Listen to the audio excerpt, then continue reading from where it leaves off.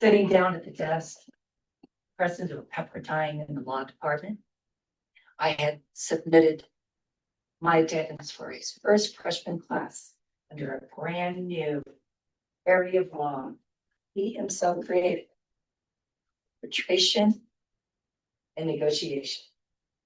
Why I was there is right out of college. It was presented in Northridge. I was ready to go into a master's program that Dr. Robinson was presenting to the public, and you had access, anyone could come into his department, be in a club, and learn the principles of persuasion in the backdrop of purposefully applying it to the corporate and business world of negotiation and arbitration. I was involved for 15 months, and I was recognized as someone that would go on and pursue, because they were closing the club. Accreditation was approved, and they were making what we were doing as a club to a master's degree. So I sat in front of Dr. Robinson. I knew him on a personal level, and I was excited about my attendance and the acceptance of going into this program. Then he said to me, "Victoria, I'm going to make the recommendation. Do not move forward this test." Absolutely devastating, he said. But this is why. Law is not about fairness, Victoria. It's about the acquisition of evidence compared to your opponent's evidence. And what makes it persuasive is a moral compass that is not honored in the act of law. It is simply here. You are hired to win. And that act of winning versus fairness, I believe, will be your downfall. There are other careers you can apply your ability to persuade. And then he taught me all over again. Remember, persuasion is the act of transferring trust from one person to another in a conversation, not a relationship, and not over time. And I really came away with that understanding that I had really focused and professed a desire to be fair in an act that didn't honor it. So let me give you an idea of persuasion in terms of an anatomy, an autopsy of persuasion. We're not taught this by family, we're not taught this academically.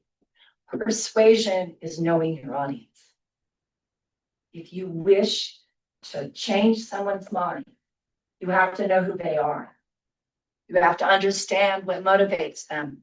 And it takes longer than just a first look to do that.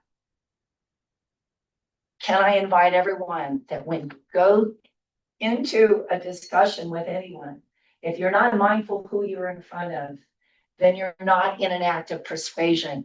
You're in an act of, well, intimidation.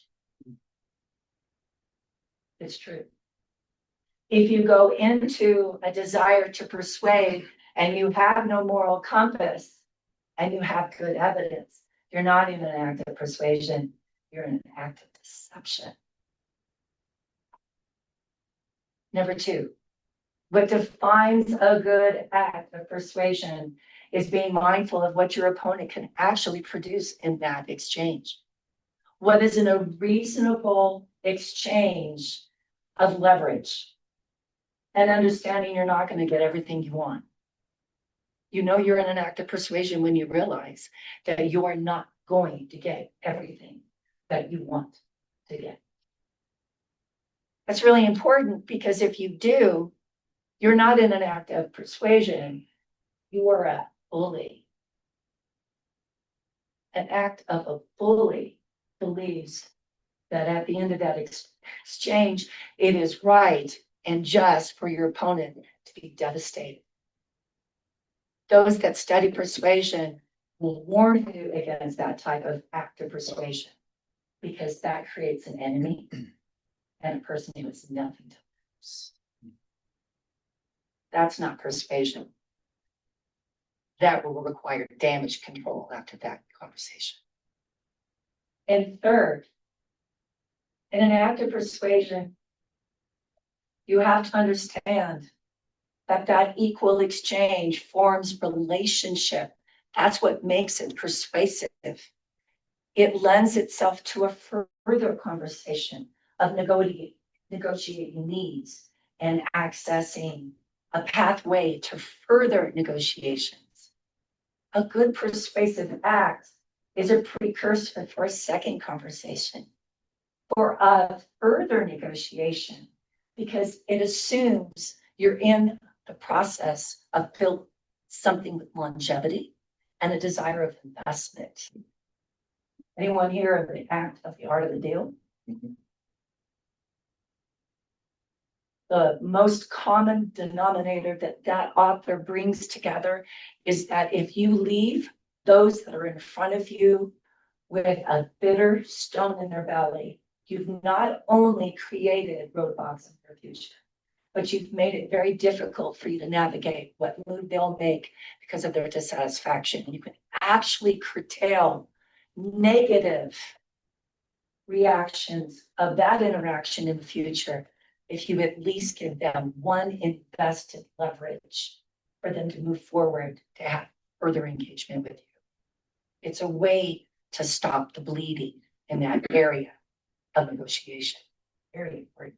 So in summary, Dr. Robinson said to me, if you wish to be in an act of persuasion, find a product or a service, Victoria, you have no moral dilemma representing, and you'll be very successful.